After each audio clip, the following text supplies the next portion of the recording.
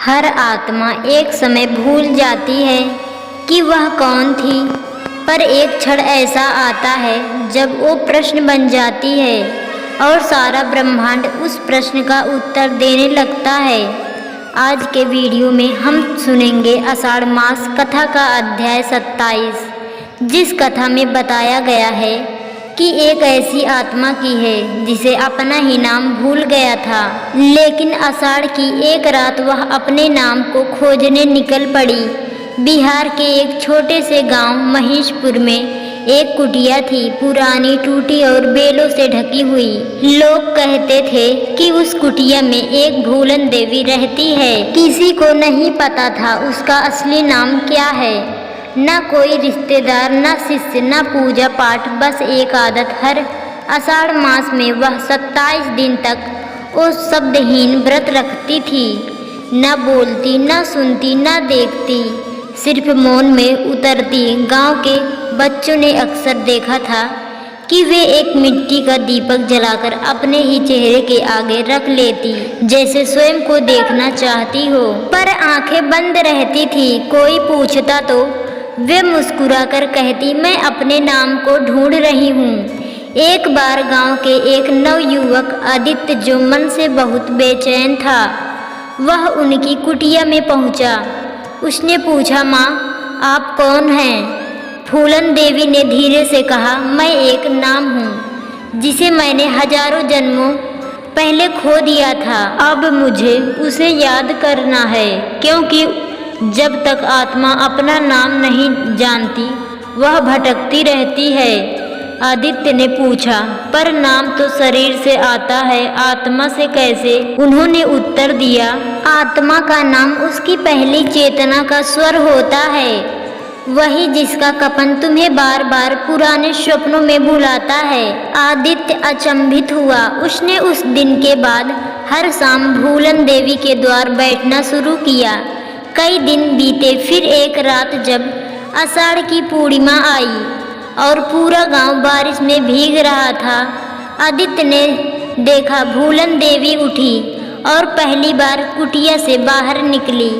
उनके हाथ में एक पुराना मृदंग था, जिसे लोग वर्षों से निष्क्रिय समझते थे। उन्होंने उसे उठाया और जंगल की ओर चल दी।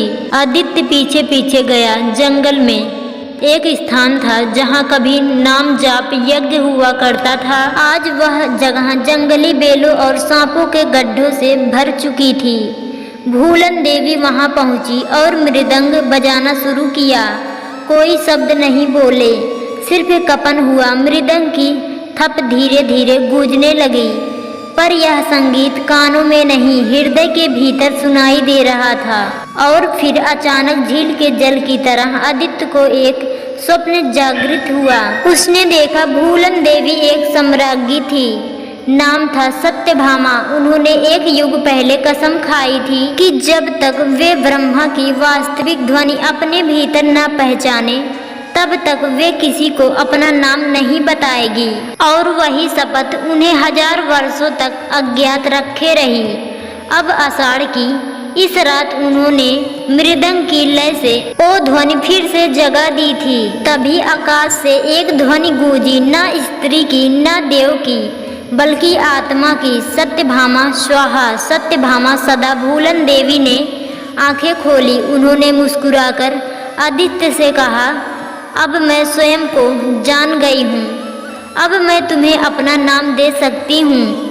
और उन्होंने अपनी चोटी से एक धागा खोलकर उसके हाथ में बांध दिया। तू अब आदित्य नहीं, तू श्रुति है, जो किसी भी आत्मा की ध्वनि को सुन सकती है। उस रात के बाद भूलन देवी लौटकर कुटिया में नहीं आई। कहा जाता है वो एक ध्वनि बन गई, जो अब भी हर आषाढ़ मास की पूर्णिमा पर उन जंगलों में मृदंग की थप में सुनाई देती है।